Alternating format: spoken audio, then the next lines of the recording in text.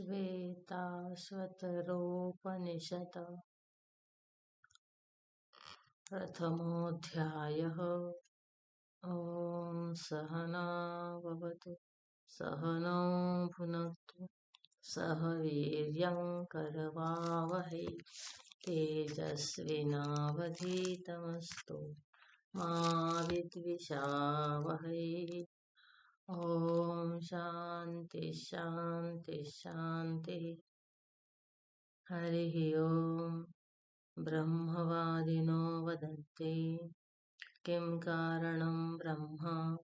कुतः स्म जाता जीवामकेन क्वच सम्प्रतिष्ठाः अधिष्ठिताः केन सुखेतरेषु वर्तामहे। ब्रह्मविदो व्यवस्थां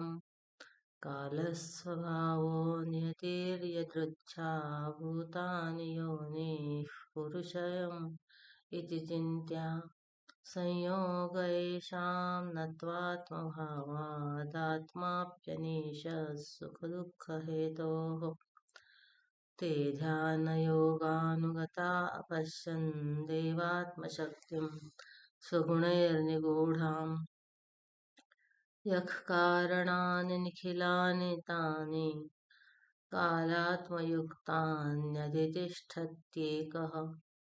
तमेकनेमिं त्रिवृतं षोडशान्तं शतार्धारं विंशतिप्रत्यराभिः अष्टकैश्षड्भिर्विश्वरूपैकपाशं त्रिमार्गभेदं द्विनिमित्तैकमोहम् पञ्चस्रोतोऽम्बुं पञ्चयोन्युग्रवक्रां पञ्चप्राणोर्मिं पञ्चबुद्ध्यादिमूलाम् पञ्चावर्तां पञ्चदुःखौघवेगां पञ्चाशद्भेदां पञ्चपर्वामधीमः। सर्वा जीवे सर्वसंस्थे बृहन्ते अस्मिन् हंसो भ्राम्यते ब्रह्मचक्रे पृथगात्मानं प्रेरितारं च मत्वा जुष्टस्ततस्तेनामृतत्वमेति उद्गीतमेतत् परमं तु ब्रह्म तस्मिंस्त्रयं सुप्रतिष्ठाक्षरं च अत्रान्तरं ब्रह्मविदो विदित्वा लीना ब्रह्मणि तत्परा योनिमुक्ताः संयुक्तमेतत्क्षरमक्षरं च व्यक्ताव्यक्तं भरते विश्वमीशः अनीशश्चात्मा बध्यते भोक्तृभावात् ज्ञात्वा देवं मुच्यते सर्वपाशैः ज्ञाज्ञौ द्वावजावीशनीशा वजाह्येका भोक्तृभोग्यार्थयुक्ता अनन्तश्चात्मा विश्वरूपो ह्यकर्ता त्रयं यदा विन्दते ब्रह्ममेतत् क्षरं प्रधानात्ममृताक्षरं हरक्षरात्मानावीशते देव एकः तस्याभिध्यानात् योजनात् तत्त्वभावात् भूयश्चान्ते विश्वमायानिवृत्तिः ज्ञात्वा देवं सर्वपाशापहानि क्षीणैः क्लेशैर्जन्ममृत्युप्रहाणिः तस्याभिध्यानात् तृतीयं देहभेदे विश्वैश्वर्यं केवल आप्तकामः एतज्ज्ञेयं नित्यमेवात्मसंस्थं नातः परं वेदितव्यं हि किञ्चित् भोक्ता भोग्यं प्रेरितारं च मत्वा सर्वं प्रोक्तं त्रिविधं ब्रह्ममेतत् वह्नेर्यथा योनिगतस्य मूर्तिर्न दृश्यते नैव च लिङ्गनाशः स भूय एवेन्थनयोनिगृह्यस्तद्वो भयं वै प्रणवेन देहे स्वदेहमरणिं कृत्वा प्रणवं चोत्तरारणिं ध्याननिर्मथनाभ्यासात् देवं पश्येन्निगूढवत् किलेषु तैलं ददनीव सर्पैरापस्रोतस्वरणीषु चाग्निः एवात्मात्मनि गृह्यते सौ सत्येनैनं तपसा योऽनुपश्यति सर्वव्यापिनमात्मानं क्षीरे सर्पिरिवार्पितम् आत्मविद्या तपोमूलं तद्ब्रह्मोपनिषत्परम् ब्रह्मोपनिषत्परम् युञ्जानः प्रथमं मनस्तत्त्वाय सविता धियः अग्निर्ज्योतिर्निचाय्य पृथिव्या अध्याभरत युक्तेन मनसा वयं देवस्य सवितुः सर्वे सुवर्गेयाय शक्त्या युक्त्वाय मनसा देवान् सुवर्यतो धिया धियम्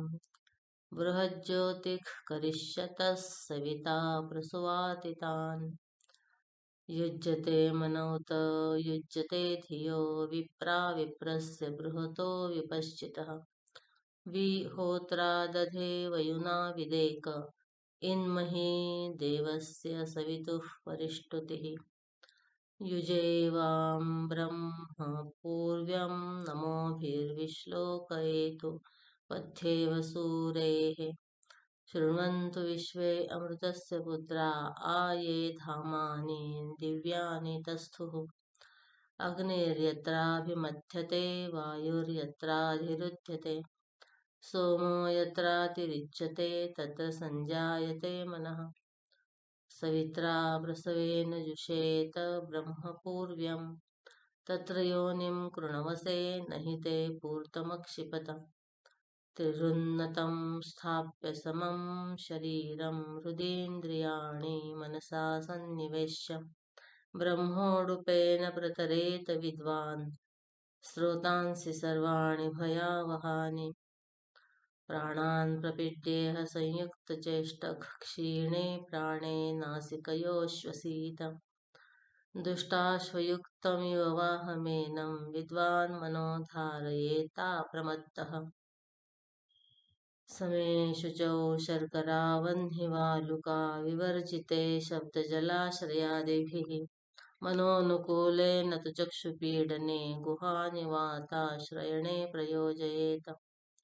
निहारधूमार्कानिलाकलानां खद्योतविद्युत्स्फटिकशशीनाम्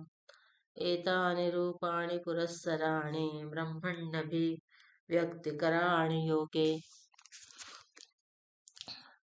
पृथ्व्यप्तेजो निलखे समुत्थिते पञ्चात्मके योगगुणे प्रवृत्ते न तस्य रोगो न जरा न मृत्युः प्राप्तस्य योगाग्निमयं शरीरम् लघुत्वमारोग्यमलोलुपत्वं वर्णप्रसादं स्वरसौष्ठवं च गन्धः शुभो मूत्रपुरीशमल्पं योगप्रवृत्तिं प्रथमां वदन्ति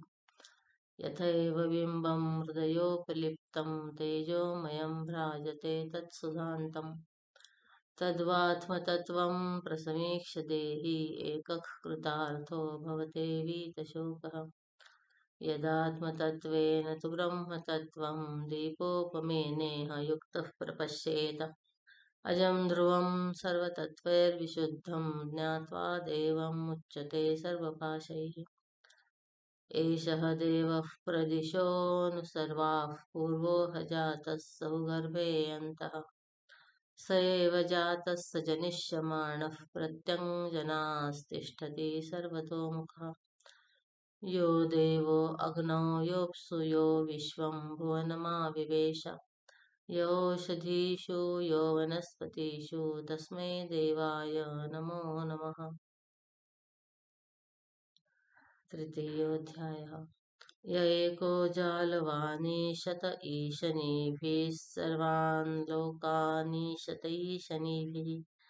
य एवैक उद्भवे सम्भवे च य एतद्विदुरमृतास्ते भवन्ति एको हि रुद्रो न द्वितीया यतस्थूर्य इमान् लोकानीशत ईशनीभिः प्रत्यङ्जनास्तिष्ठति सञ्चुकोचान्तकाले संसृज्य विश्वा भुवनानि गोपाः विश्वतश्चक्षुरुत विश्वतो मुखो विश्वतो बाहुरुत विश्वतस्पात् सम्बाहुभ्यां धमते सम्पतत्रयर्द्यावा भूमि जनयन् देव एकः यो देवानां प्रभवोश्च प्रभवश्चोद्भवश्च विश्वाधिपो रुद्रो महर्षिः हिरण्यगर्भं जनयामास पूर्वं स नो बुद्ध्या शुभया संयुनक्तु या ते रुद्रा शिवा तनूरघोरा पापकाशिनी तया नस्तनुवा शन्तमया गिरिशन्ताभिचाकशीः यामिषुं गिरिशन्तहस्ते विभर्षस्तवे शिवाङ्गिरित्रतां कुरु माहिंसिः पुरुषं जगत् ततः परं ब्रह्म परं बृहन्तं यथा निकायं सर्वभूतेषु गूढं विश्वस्यैकं परिवेष्टितारमीशं तं ज्ञात्वा अमृता भवन्ति वेदाहमेतं पुरुषं महान्तं आदित्यवर्णं तमसः परस्तात् तमेव विदित्वातिमृत्युमेति नान्यः पन्था विद्यते यनाय यस्मात् परं नापरमस्ति किञ्चित् यस्मान्नाणीयो न जायोऽस्ति कश्चित् वृक्ष इव स्तब्धो दिवि तिष्ठत्येकस्तेनेदं पूर्णं पुरुषेण सर्वं ततो यदुत्तरत्तरं तदरूपमनामयम् य एतद्विदुर्मृतास्ते भवन्ति अथेतरे दुःखमेवापीयन्ते सर्वाननशिरो ग्रीवः सर्वभूतगुहाशयः सर्वव्यापी स भगवांस्तस्मात् सर्वगतः शिवः महान् प्रभुर्वै पुरुषः सत्त्वस्यैष प्रवर्तकः सुनिर्मलामिमां प्राप्तिमीशानो ज्योतिरव्ययः अङ्गुष्ठमात्रः पुरुषोऽन्तरात्मा सदा जनानां हृदये सन्निविष्टः हृदा मन्वीशो मनसाभिक्लुप्तो य एतद्विदुरमृतास्ते भवन्ति सहस्रशीर्षा पुरुषः सहस्राक्षः सहस्रपात् स भूमिं विश्वतो वृत्वा अत्यतिष्ठद्दशाङ्गुलम् पुरुष एवेदगं सर्वं यद्भूतं यच्च भव्यम् उतामृतत्वस्येषानो यदन्नेनातिरोहति सर्वतः पाणिपादं तत्सर्वतोक्षिशिरोमुखं सर्वतः श्रुतिमल्लोके सर्वमावृत्य तिष्ठति सर्वेन्द्रियगुणाभासं सर्वेन्द्रियविवर्जितं सर्वस्य प्रभुमीशानं सर्वस्य शरणं ब्रुवत नवद्वारे पुरे देहि हंसो लेलायते बहिः वशी सर्वस्य लोकस्य स्थावरस्य चराचरस्य च अपाणिपादो जवनो गृहीता पश्यत्य चक्षुः शृणोत्य कर्णः स वेत्ति वेद्यं न च तस्यास्ति वेत्ता तमाहुरग्र्यं पुरुषं महान्तम् अणोरणीयान् महतो महीयान्नात्मा गुहायां निहितोऽस्य जन्तोः तमक्रतुं पश्यति वीतशोको धातुः प्रसादान् महिमानमीशम् वेदाहमेतम् अजरं पुराणं सर्वात्मानं सर्वगतं विभुत्वात् जन्मनिरोधं प्रवदन्ति यस्य ब्रह्मवादिनो हि प्रवदन्ति नित्यम् चतुर्थोऽध्यायः य एको वर्णो बहुधा शक्तियोगात् वर्णाननेकान् निहितार्थो दधाति विचैति चान्ते विश्वमादौ स देवः स नो बुद्ध्या शुभया संयुनक्तु तदेवाग्निस्तदादित्यस्तद्वायुस्तदुचन्द्रमाः तदेव शुक्रं तद्ब्रह्म तदापस्तत्प्रजापतिः त्वं स्त्री त्वं पुमानसी त्वं कुमार उत वा कुमारी त्वं जीर्णो दण्डेन वञ्चसि त्वं जातो भवसि विश्वतो मुखा नीलः पतङ्गो हरितो लोहिताक्षस्तडिद्गर्भऋतवः समुद्राः अनादिमत्त्वं विभुत्वेन वर्तसे यतो जातानि भुवनानि विश्वा अजामेकां लोहितशुक्लकृष्णां बह्वीः प्रजाः सृजमानां स्वरूपाः अजो ह्येको जुषमाणो नुशेते जहात्येनां भुक्तभोगामजोऽन्यः द्वा सुपर्णा सयुजा सखाया समानं वृक्षं परिशस्व जाते तयोरन्यः पिप्पलं स्वाद्वत्या नश्नन्नन्यो अभिजाकशीति समाने वृक्षे पुरुषो निमग्नो निशया शोचति मुह्यमानः जुष्टं यदा पश्यत्यन्यमीशमस्य महिमानमिति वीतशोकः ऋचो अक्षरे परमे व्योमन् यस्मिन् देवा अधिविश्वे निषेदुः यस्तं न वेद किं ऋचा करिष्यति यैतद्विदुस्त इमे समासते छन्दांसि यज्ञाः क्रतवो व्रतानि भूतं भव्यं यच्च वेदा वदन्ति अस्मान्मायी सृजते विश्वमेतत् तस्मिंश्चान्यो मायया सन्निरुद्धः मायां तु प्रकृतिं विद्यान् मायिनं च महेश्वरं तस्यावयवभूतैस्तु व्याप्तं सर्वमिदं जगत् यो योनिं योनिमतितिष्ठत्येको यस्मिन्निदं सञ्च विचैति सर्वं तमीशानं वरदं देवमीड्यं निचाये मां शान्तिमत्यन्तमेति यो देवानां प्रभवश्चोद्भवश्च विश्वाधिपो रुद्रो महर्षिः हिरण्यगर्भं पश्यत जायमानं स नो बुद्ध्या शुभया संयुनक्तु यो देवानामधिपो यस्मिन् लोका अधिश्रिताः यैषे अस्य द्विपदश्चतुष्पदः कस्मै देवाय हविषा विधेम सूक्ष्मातिसूक्ष्मं कलिलस्य मध्ये विश्वस्य स्रष्टारमनेकरूपं विश्वस्यैकं परिवेष्टितारं ज्ञात्वा शिवं शान्तिमत्यन्तमेति स एव काले भुवनस्य गोप्ता विश्वाधिपः सर्वभूतेषु गूढः युक्ता ब्रह्मर्षयो देवताश्च तमेवं ज्ञात्वा मृत्युपाशांश्चिनत्ति घृतात् परं मण्डमिवातिसूक्ष्मं ज्ञात्वा शिवं सर्वभूतेषु गूढं विश्वस्यैकं परिवेष्टितारं ज्ञात्वा देवम् उच्यते सर्वपाशैः एष देवो विश्वकर्मा महात्मा सदा जनानां हृदये सन्निविष्टः हृदा मनीषा मनसा विक्लुप्तो ये तद्विदुरमृतास्ते भवन्ति यदा तमस्तन्न दिवा न रात्रि न सन्न चासन् शिव एव केवलः तदक्षरं तत्सवितुर्वरेण्यं प्रज्ञा च तस्मात् प्रसृता पुराणे नैनमूर्ध्वं न तिर्यञ्च न मध्ये परिजग्रभत न तस्य प्रतिमा अस्ति यस्य नाम महत् यशः न सन्दृशे तिष्ठति रूपमस्य न चक्षुषा पश्यति कश्चनैनं हृदा हृदिस्थं मनसा य एनमेवं विदुरमृतास्ते भवन्ति अजात इत्येवं कश्चिद्भीरुः प्रपद्यते रुद्र यत्ते दक्षिणं मुखं तेन मां पाहि नित्यम् मानस्तोके तनये मान आयुषे मानो गोषु मानो अश्वेषु रीरिषः वीरान् मानो रुद्रभामितो वधेर्हविष्मन्तस्तदमित्वा हवामहे पंचमोऽध्यायः द्वे अक्षरे ब्रह्म परे त्वनन्ते विद्या विद्ये निहिते यत्र गूढे क्षरं त्वविद्यायमृतं तु विद्या विद्या विद्ये ईशते यस्तु सोऽन्यः यो योनिं योनिमधितिष्ठत्येको विश्वानि रूपाणि योनिश्च सर्वाः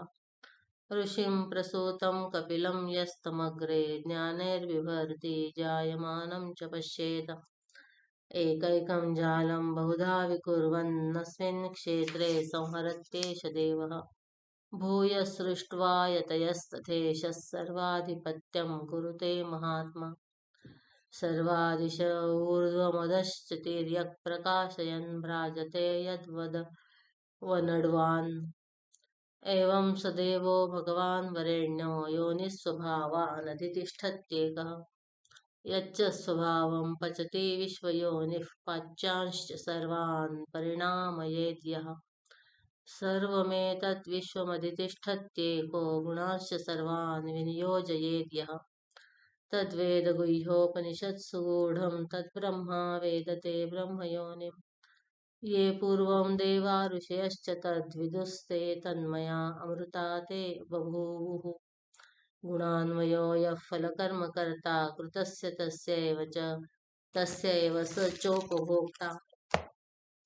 स विश्वरूपस्त्रिगुणस्त्रिवर्त्मा प्राणाधिपः सञ्चरति स्वकर्मभिः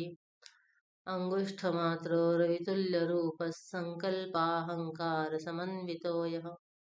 बुद्धेर्गुणेनात्मगुणेन चैव आराग्रमात्रो यपरोऽपि दृष्टः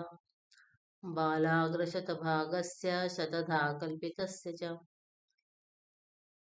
भागो जीवस्य विज्ञेयः स चानन्त्याय कल्पते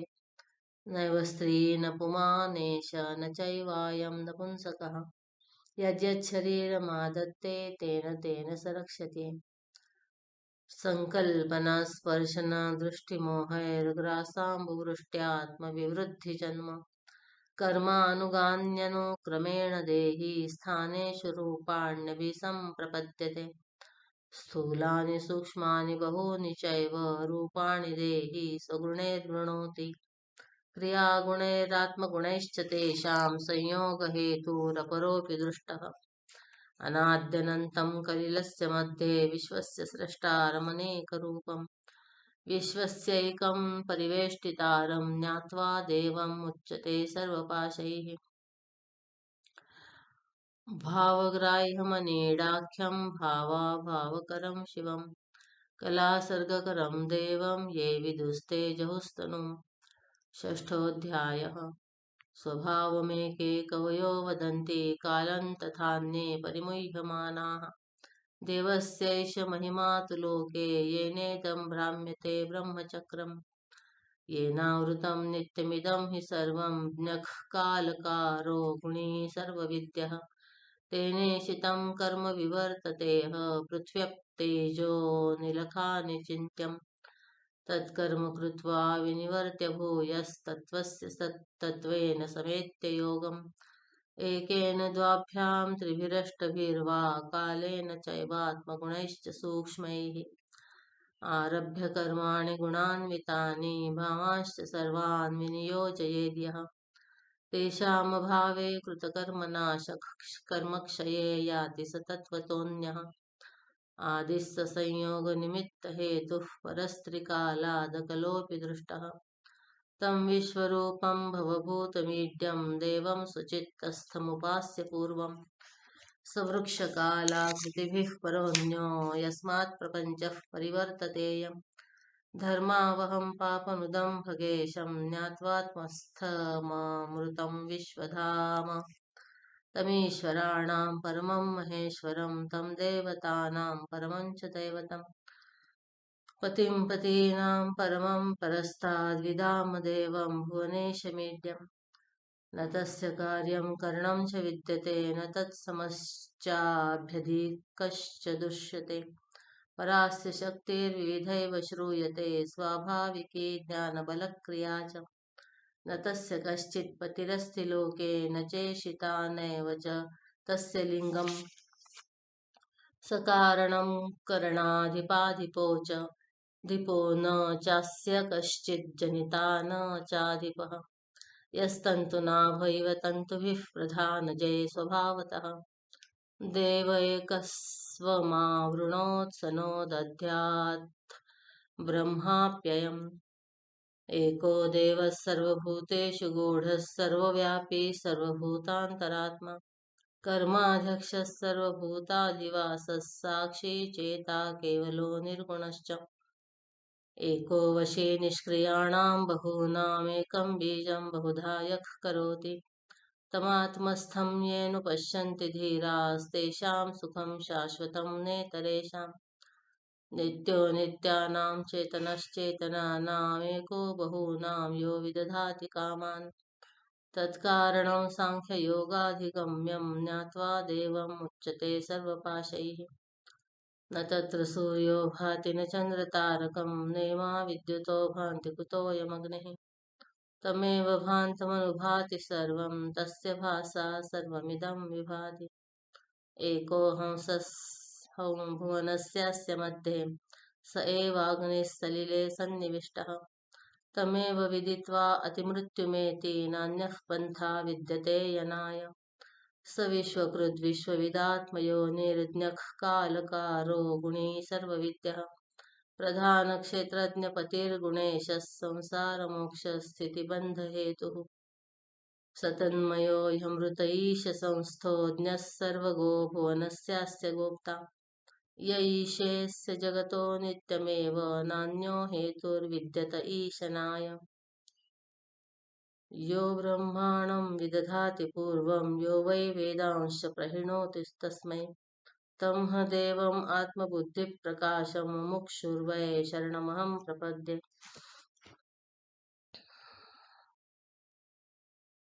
निष्कलं निष्क्रियं शान्तं निरवध्यं निरञ्जनम् अमृतस्य परं सेतुं दग्धेन्धनमिवानलम् यदा चर्मवदाकाशं वेष्टयिष्यन्ति मानवाः तदा देवमविज्ञाय दुःखस्यान्तो भविष्यति तपः प्रभावाद्देवप्रसादाच्च ब्रह्मः श्वेताशश्वतरोऽथ विद्वान् अत्याश्रमिभ्यः परमं पवित्रं प्रोवाच सम्यग् ऋषिः सङ्घजुष्टम् वेदान्ते परमे गुह्यं पुरा कल्पे प्रचोदितं नाप्रशान्ताय दातव्यं नापुत्राय शिष्याय वा पुनः यस्य देवे परा भक्तिः यथा देवे तथा गुरौ तस्यैते कथिता ह्यर्थाः प्रकाशन्ते महात्मनः इति। ॐ सहना भवतु सहना भुनक्तु सह वीर्यं करवावहै तेजस्विनावधीतमस्तु मा विद्विषावहै। ओम शांति शांति शांति। सर्वशक्तिश्वरः सर्वः सर्वशक्त्याश्रयः सदा त्वमनीः स्वयं ज्योतिः सर्वानन्दः सनातनः